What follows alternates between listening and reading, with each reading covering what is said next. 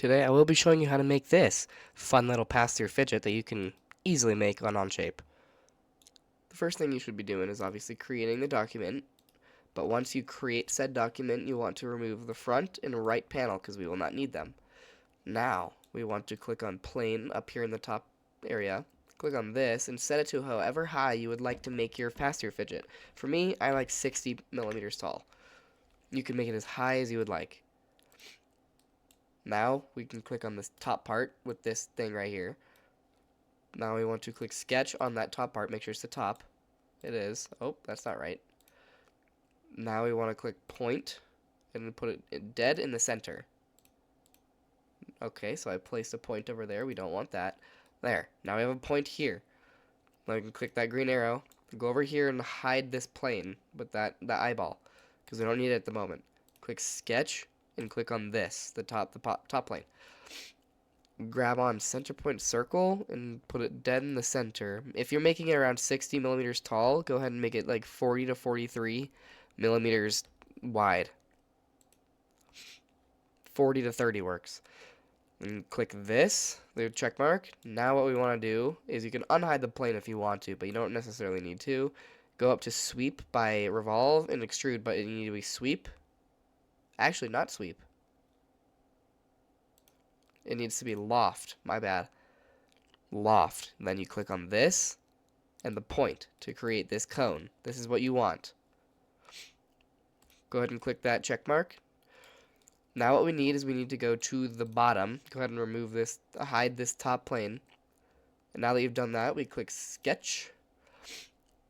And you go to center point circle. Don't make it super big. You want to make it decently, like, I don't know, 10 millimeters works. But it depends on how big or wide you're making your pass-through fidget. Now we want to click on line and go up here to make it in. As long as you see the blue and yellow lines like that, it's perfectly straight. We want to make that all the way down here. Then we want to do that on the same thing here. Then we want to take this line and put it this way. And since it's not directly with that circle or that point right there, we want to click on condescent. I'm pretty sure that I'm saying that right. Click on that. Click this and that. Now, we want dimensions. We click this and this. We don't want it to look like this. You got to make sure it says the smaller number. Click this and set it to 30. We shall do that on the other side as well.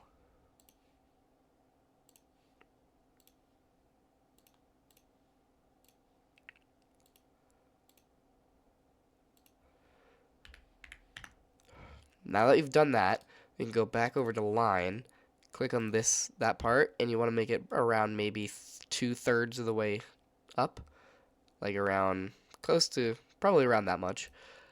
Now that we have that, we can click on spline or spleen. I'm pretty sure it's spline. And then we want to click on this and make any really shape you really want to. I'm just going to make a simple like circle looking thing. Like that. Double click. Now that you have that, we no longer need to click on this. We can click on mirror. The first thing you want to click on is the line, not the spline. Then you click on it after you clicked this. And it should do this. Now if it's a bit fat for you, you can obviously you can do this to make it thinner or smaller of any type and change the shape a little. Now we can click on mirror. Click this and these two again, along with clicking this one and these two again.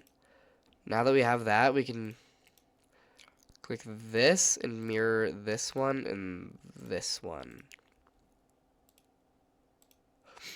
And then the last one might be a little tricky to find.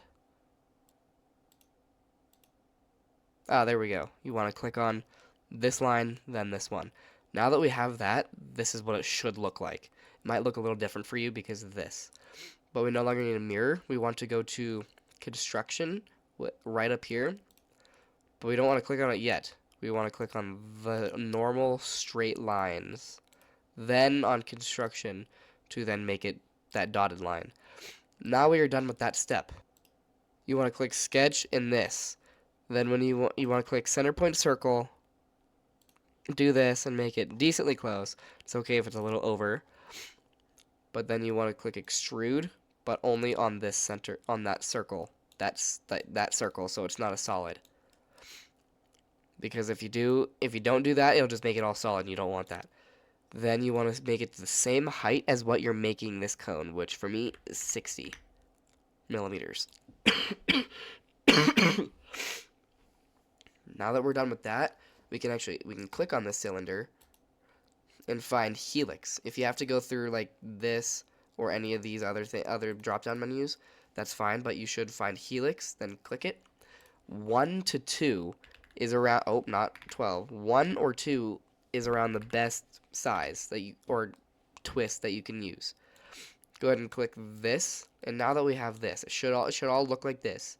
What we want to do is we want to go down to this menu under all this, under here, click surface, that drop down menu, and click the eyeball to hide that surface so we can see this. Now we want to, if you can't just click on all of this at once, because we don't want this, we just want these, so we go ahead and click on these like that. Then we click sweep right up here, and then sweep path the helix. This is what it should look like. This is correct. This is all correct right here.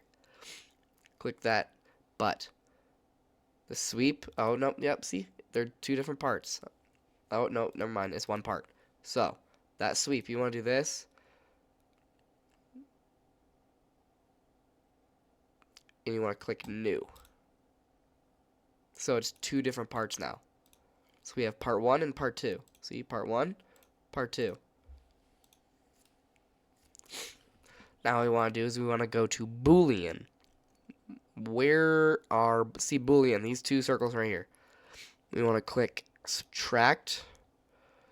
Tools being the spiral thingy right here, and the target being the cone. And it should create this. This is what we're looking for here. And then click the green arrow. If it has too many twists like this, go ahead and double click on helix and make the twist smaller. I'll set it to 1 and see what it looks like. See? Now it's a better twist. It looks better. I like this. This is what I like.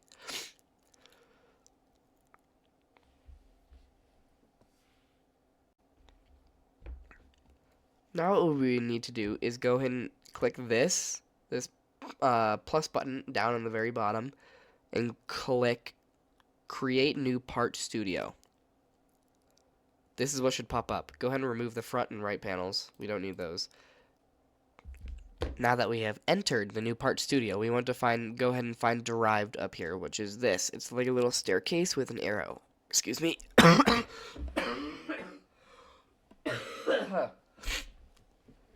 You want to click on that. Select Part Studio. You want to click on Curve, Plane, and the Sketches. That's what we're looking for right there. Check mark. Go ahead and click on, first you want to just, go into Derived. Actually, hold on, don't go into Derived. Click on the drop-down menu and hide the plane. We don't need that. Now click on just this, so it shouldn't highlight any of this stuff, and the dot, and go ahead and click Loft as we did before. Okay, now I need to re-click this. There we go, Loft, right here. This is arguably probably one of the more important parts of the whole process. What we want to do is you want to click on this, click Sketch, go ahead and click on Offset, the funky looking thing up here. Click on this. If it's not already inner, make it the inner part. Set it to 0.43. That's the sweet spot. Now keep on clicking on each of these. Make sure you don't click on anything else. Just click on these. And if you accidentally click out, you gotta redo it. Otherwise, because yeah, it just kind of screws it up. There. Now I can click on that the green check mark. Now what you want to do is you want to make sure you're clicking on just this. Oh, we're still on, wait, no. Yes, this. And the original sketch here. Now we want to go and click sweep. And then remove. Actually, it's not remove. We want to click new. And then the sweep path being this. Now we have that. Oh, frick, I can't see anything. Green check mark. Now we want Boolean. Subtract. Tools. This. Oh, no, not intersect. We would not subtract. We want to intersect. And then we click on each of these. We get this. Yes, this. Here's the final part. This is optional if you really want to make it, but this is just optional. You just plane. This is just if you want to make the top part smooth. Click plane, boom. Now you click plane again with split right here, and then entity split with this part surfaces or curves to split this object. Check mark. Now, see how it says parts? You want to hover over the part that shows that top pointy cone. Click the right click it. So it says delete. Click delete. We no longer need to show this plane. Now, you want to go to fill it. Set it to this, and it probably will automatically do that, but you want to set it to that. Click the check mark, and boom, you have this. You have this wonderful thing. This is what it should look like afterwards, once you finish. All you gotta do is just export it and send it off to your printer. Kaboom!